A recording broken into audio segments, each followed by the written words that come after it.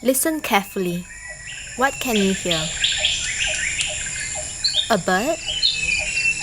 Maybe some insects?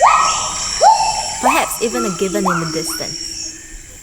I'm in Borneo, a treasure trove of nature, where I'm learning that measuring biodiversity is about much more than what you can see.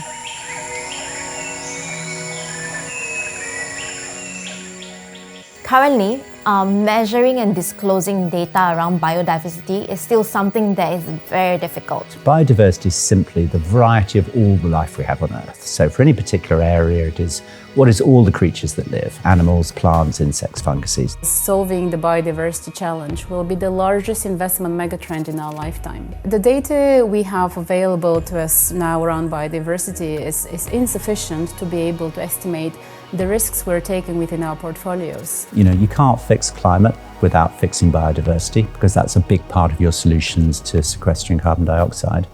And if you don't fix climate, the impact on biodiversity is the thing that's really going to matter, because that's the piece which is existential. Biodiversity is increasingly an important topic of discussion for the companies I cover, especially when it comes to palm oil plantations. Fidelity, along with 3 other investors, is sponsoring a pilot project led by a group of scientists to develop a new way to measure biodiversity. We are testing bioacoustics, combining sound recordings with artificial intelligence to give a reading of the biodiversity of a specific area. I've traveled to Borneo with 2 experts who are showing me 3 different sites they are studying. We trekked to each location and then set up the audio equipment. High-frequency microphones, so we set up a tripod here.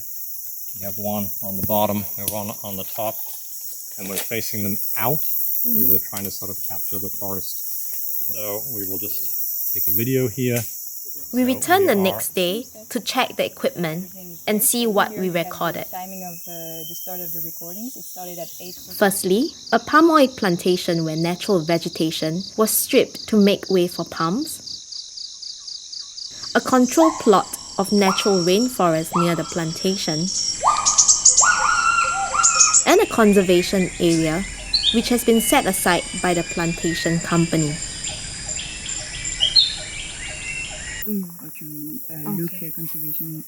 It's fascinating to see how the researchers gather the data on the ground. Now they take it to Europe for the analysis. The idea of this is to get a better understanding of the data that they gathered while they were on the trip. We met Green Praxis, the team who are doing all of the data analysis.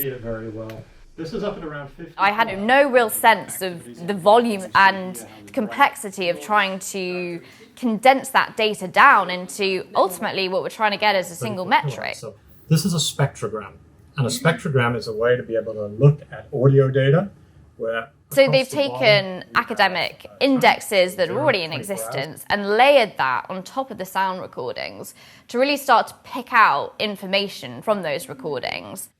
We can see very clear differences between a conservation and a production plot, as you said. So that's really, really promising in terms of taking this project to the next stage.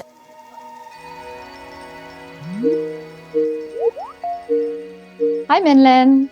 Hey, hi Charlotte, how are you? Yeah, I'm very well, thanks. It's great to see the results.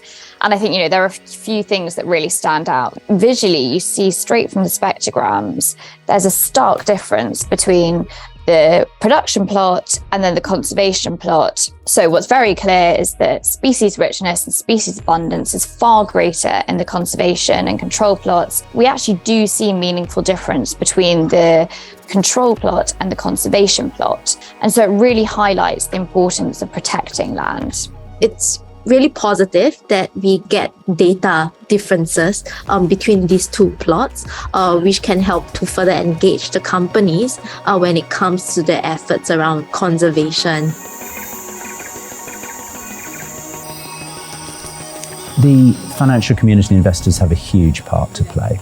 You know, if you think about what's genuinely going to move the needle globally, it's either a regulatory change or it's how capital gets deployed globally. With more data, we will be able to invest in a way that we can contribute faster to solving the biodiversity loss challenge.